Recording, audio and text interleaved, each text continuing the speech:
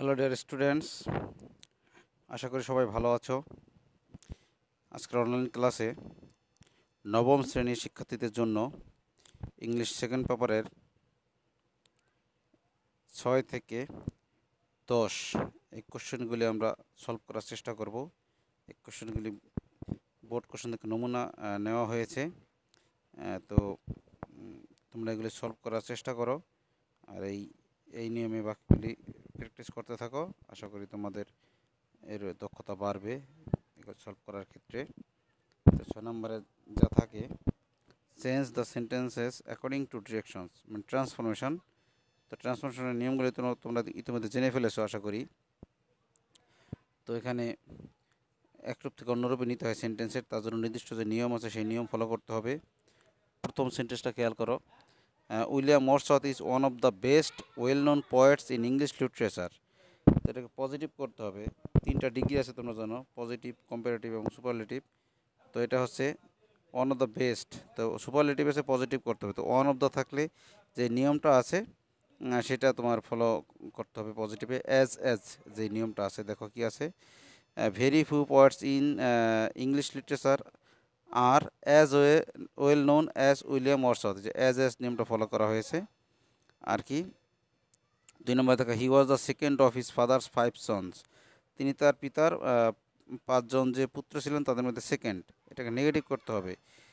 Negative যেটা করা যায়, তো তিনি সেকেন্ড ছাড়া কিছুই না এরকম। আর প্রশ্নবোধক করা যায়, তবে আমি বলবো তুমি সেকেন্ড মানে দ্বিতীয় ছাড়া কিছুই না এরকম একটা দিতে পারো। যে কী আছে দেখো, he was none but second of his father's 5 sons.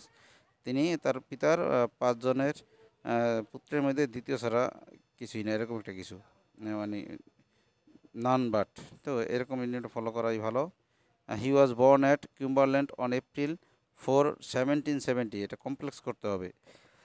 তো এটা সময় দিয়ে দুইটা অংশে ভাগ তো করা যায়, তারপরে জায়গা প্লেস দিয়ে করা যায়।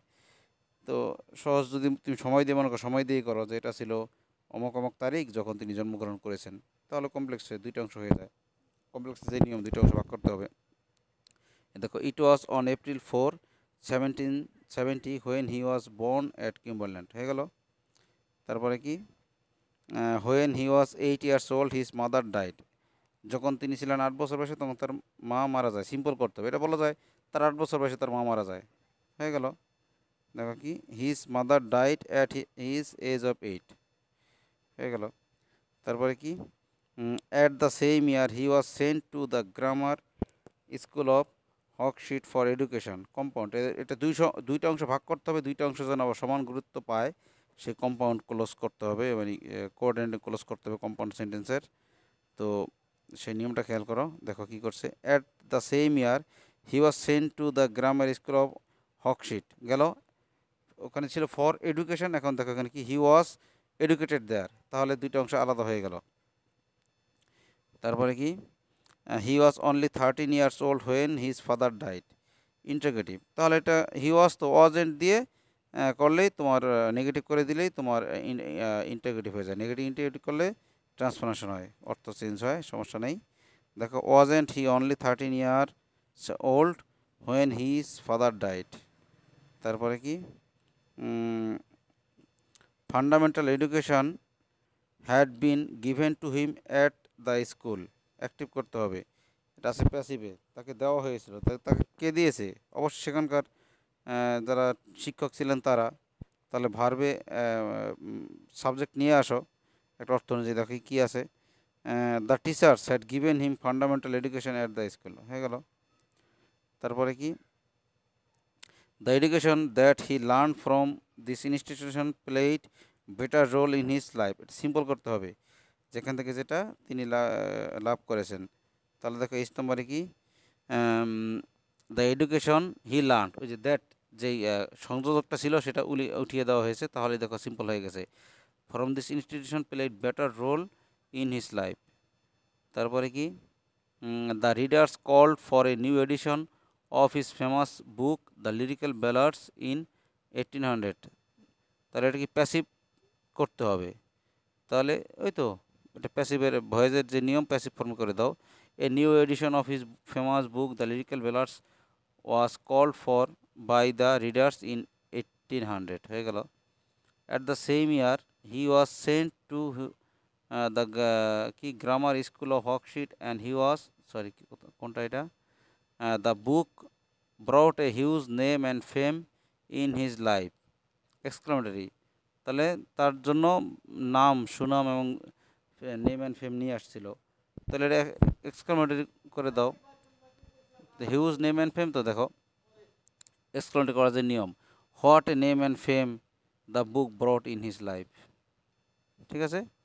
7 নম্বরে কমপ্লিটিং সেন্টেন্স, সেন্টেন্স অর্ধেক দেওয়া আছে, বাকিগুলো করতে হবে অর্থ অনুযায়ী। দেখো এই নাম্বারে কি আছে, 1971 ইজ দ্য ইয়ার হোয়েন, 1971 সাল হচ্ছে সেই বছর হোয়েন। এটা আমরা জানি বাঙালিদের জন্য এটা একটা স্মরণীয় বছর, যখন বাংলাদেশ স্বাধীন হয়েছিল বা যখন আমরা স্বাধীন হয়েছিলাম। যে অ্যাঙ্গেলে দেখো আনসারটা, উই গট আওয়ার ইন্ডিপেন্ডেন্স, যখন আমরা আমাদের স্বাধীনতা পেয়েছি। এটা এরকম দেওয়া যায়, 1971 is the year when Bangladesh became independent, সেটাও দেওয়া যায়। তো অর্থ ঠিক থাকলে নাম্বার দিয়ে দিবে, সমস্যা নেই। দো Bangladesh has limited natural resources, যদিও বাংলাদেশের আছে সীমিত প্রাকৃতিক সম্পদের যে উৎস, সেটা কি, it has a huge population, এটা আছে অনেক বেশি জনসংখ্যা। হয়ে গেল। সি নাম্বারে dash because he is not attentive to study, অর্থ অনুযায়ী একটা অংশ দিয়ে দাও। He will fail in the exam, তিনি পরীক্ষায় ফেল করবেন, because he is not attentive to study. আচ্ছা, ডি নাম্বার দেখো, বি ট্রুথফুল, সত্যবাদী হও, ইফ যদি, সত্যবাদী হও যদি কি, if you want to lead a peaceful life, যদি তুমি শান্তিপূর্ণ জীবন যাপন করতে চাও, তুমি সত্যবাদী হও। হিজ সাইলেন্স প্রুভস দ্যাট, তার যে সাইলেন্স এটা প্রমাণ করে যে হি নোস এভরিথিং। ঠিক আছে। আচ্ছা, তারপরে কি 8 নম্বরে দেখো, প্রিফিক্স অ্যান্ড সাফিক্স, ওয়ার্ডের বেস ফর্মগুলি দেওয়া থাকে, এর সাথে প্রিফিক্স এবং সাফিক্স যুক্ত করে অর্থ ঠিকমতো বসাতে হয়। তো দেখো এটা কি আছে, agriculture is the soul of our national economy, আমাদের জাতীয় অর্থনীতির মূল হচ্ছে কি এগ্রিকালচার, কৃষি। But the farmers of our country are dash, এখানে লিটার দেওয়া আছে, কিন্তু আমাদের দেশে কৃষকরা কি ইললিটারেট, তাহলে আগে ইল লাগিয়ে দাও, দেখো ইললিটারেট হয়ে যায়। আনসারটা দেখো কোথায়, ইলিটারেট, হ্যাঁ। দে আর ড্যাশ, ইগনোর আছে, দে আর, তারা হয় ইগনোর দিলে হয় না, ইগনোরেন্ট, তারা অজ্ঞ, তাহলে ইগনোরেন্ট, বিনামার কথা, ইগনোরেন্ট কোথায়, হ্যাঁ ignorant of the scientific methods of dash, of cultivate আছে, তো কাল্টিভেশন চাষ, নাউন করে দিতে হবে। দেখো কাল্টিভেশন সি নাম্বারে। তারপরে কি, অ্যাজ এ রেজাল্ট ফলে, our agriculture is still a dash, gamble আছে তো, still a gambling in the hands of nature, D নম্বরে গ্যাম্বলিং, এটাকে আইএনজি লাগিয়ে দিতে হবে।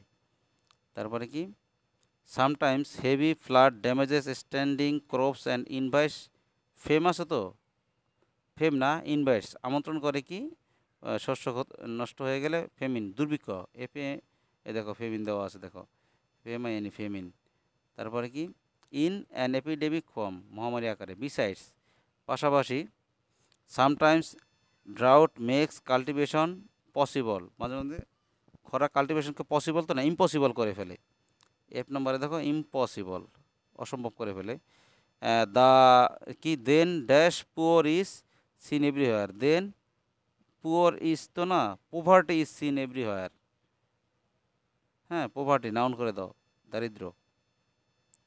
অ্যাজ এ রেজাল্ট ফলে, poor farmers can not buy science tools, science tools না সায়েন্টিফিক টুলস হতে পারে, বৈজ্ঞানিক যন্ত্রপাতি, ফর এগ্রিকালচার কৃষির জন্য, মোরোভার অধিকন্তু, the tools are not dash avail to buy them, not available, avail তো না অ্যাভেলেবল দিতে হবে। সো ইট ইজ সেড, সুতরাং এটা বলা হয়ে থাকে যে that irrigate is really costly, না ইরিগেট না ইরিগেশন, নাউন করে দিতে হবে। তো 9 নম্বর দেখো, tag question, the wind blows gently in the spring, তাহলে ব্লোস আছে, তাহলে ডাজেন্ট দিয়ে করতে হবে, এই যে দেখো doesn't it, the wind blows gently in the spring doesn't it, let them do the work, let যদি থাকে তাহলে সেটা নিয়ম তো তোমরা জানো, লেট দেম যদি থাকে এরকম থাকে তাহলে উইল ইউ দিতে হবে, উইল ইউ দেওয়া আছে দ্বিতীয়টায়, দেখো let them do the work will you. How nice the flowers are, ফুলগুলি কতই সুন্দর, তাহলে কি how nice the flowers are, তাহলে আরেন্ট, আরেন্ট দিয়ে করতে হবে, আরেন্ট ফ্লাওয়ার্স, তাহলে আরেন্ট দে, ঠিক আছে। How nice the flower aren't they. তারপরে কি আছে, everything looks beautiful in a moonlit night, তাহলে লুকস আছে ডাজেন্ট, হ্যাঁ, এভরিথিং আছে, এভরিথিং থাকলে তোমার কি নিয়ম সেটা খেয়াল আছে, ওই যে এভরিথিং লুকস বিউটিফুল ডাজেন্ট ইট, ঠিক আছে। তারপরে কি, ওয়ার্ক হার্ড টু সাকসিড, সফলতার জন্য ওয়ার্ক হার্ড, কাজ করো, তাহলে এটা কি ইম্পারেটিভে যে নিয়মটা আছে, ইম্পারেটিভ কি ওয়ার্ক হার্ড, এই যে নর্মালি ওন টু, কিন্তু তোমার যে কমেন্ট ট্যাগের যে নিয়মটা ছিল যে উইলেও তুমি দিলেও হবে, যে হ্যাঁ সম্মতির অপেক্ষা যেটা তুমি করবে, এরকম যেই নিয়মটা আছে উইলেও দিলে হবে, তোমরা তো নিয়মে পরিচয় ইতিমধ্যে হয়তো বা, তো উইলেও। আচ্ছা 10 নম্বরে যাও, complete the passage using suitable connectors, ওই যে কানেক্টর যা আছে সেগুলো দিয়ে প্যাসেজ কমপ্লিট করতে হবে। Dash I were a rich man, I would help others, তো দেখো যদি আমি ধনী হতাম আমি অন্যকে সাহায্য করতাম, তাহলে যদি ইংরেজি কি ইফ, দেখো 1 নম্বরে if answer.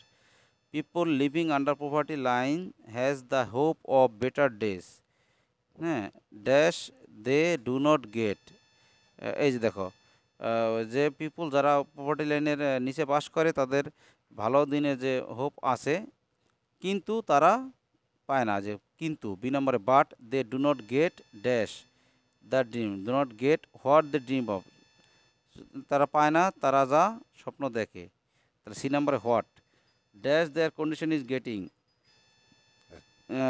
From bad to worse, তো তারা পায় না, বরং তাদের স্বপ্ন এরকম খারাপ হয়ে যায়, দেখো বরং rather, rather there condition is getting, rather পরিবর্তে ইনস্টেড পরিবর্তে দেওয়া যেতে পারে সো, সুতরাং দেওয়া যেতে পারে, তবে রেদারটা বেশি ভালো শ্যুট করে, দ্যাট ইজ ওয়াই, হ্যাঁ দিতে পারো সমস্যা নেই, যে কোনোটা দিলেই হবে। দেখো 2 number answer, the only thing dash the need is nothing but education, the only thing that, connector that লাগবেই এখানে, নম্বর দেখো দ্যাট, তো এভাবে কানেক্টর দিয়ে লিঙ্কার দিয়ে এগুলি পূরণ করতে হবে, এভাবে পূরণ করতে থাকো, প্র্যাকটিস করতে থাকো। আহ, সবাই ভালো থাকো, স্বাস্থ্যবিধি মেনে চলো, বাসায় থাকো, হ্যাঁ, সবাই ভালো থাকো, সবার সমৃদ্ধি সফলতা কামনা করি, সুস্বাস্থ্য কামনা করি, ভালো থাকো সবাই।